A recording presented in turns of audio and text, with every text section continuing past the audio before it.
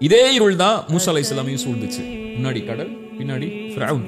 மூசாவுடைய சமூகம் சொன்னது, கைவிட்டு விட்டீங்க மூசா, எங்களை போய் நடு ரோட்ல விட்டு கூட்டு வந்துட்டீங்க, அழிவுக்கா நம்ம வந்தோம் மூசா, இப்படி எங்களை விட்டுட்டீங்களே இருள்லன்னு சொன்னாங்க.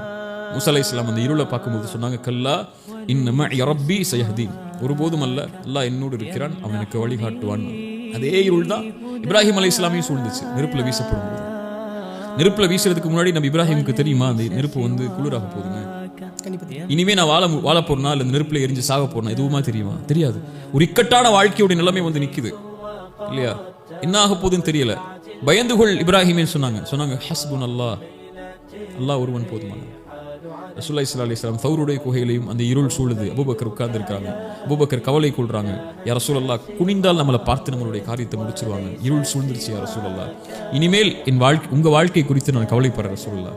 ரசூலுல்லாஹ் சொன்னாங்க, மா அதன்னுக பிஸ்னைனி யா அபூபக்கர், நாம் 2 பேர் இருக்கிறோம்னு நினைச்சு கொண்டிருக்காய், அல்லாஹு சாலிதுஹுமா, மூன்றாமவராக அல்லாஹ் இருக்கிறானே இல்லையா. இத் கால லி ஸாஹிபிஹி லா தஹ்ஸன் இன்னல்லாஹ மஅனா, கவலை கொள்ளாதீர் அபூபக்கரே, அல்லாஹ் நம்மோடு இருக்கிறான். அந்த இருள்ல அவங்களுடைய உள்ளத்துல வந்த நம்பிக்கை அது இல்லையா, அதே நம்பிக்கை தான் நபி யூசுஃபுக்கு வந்துச்சு. அந்த நம்பிக்கையை கொண்டு பயணிங்க ரசூலுல்லாஹ். ஒரு கிணற்றுல வீசப்பட்ட நபியுடைய அந்த நம்பிக்கை தான் இப்போ நீங்க இருக்கக்கூடிய நம்பிக்கை. இனிமே அவங்க வாழ்க்கை என்ன ஆக போகுது, யார் காப்பாத்துவா, யார் கூட்டு போக போறா, எந்த அரண்மனைக்கு போக போறாங்க, எந்த ஊருக்கு போக போறாங்க, எதுவுமே தெரியாது. இனிமே உங்க வாழ்க்கையில் நடக்க போகுதுன்னு உங்களுக்கு தெரியாது. நபி யூசுப் அல்லாஹ்வை துணை கொண்டாங்க, நீங்களும் அல்லாஹ்வை துணை கொள்ளுங்க, உங்க பாதையை நீங்க தொடர்வீங்க, அல்லாஹ் உங்களோட இருப்பான் அப்படிங்கிற நம்பிக்கை அல்லாஹ் வந்து புகுத்த நாடுதான். அல்லாஹ் சஹாபாக்கள்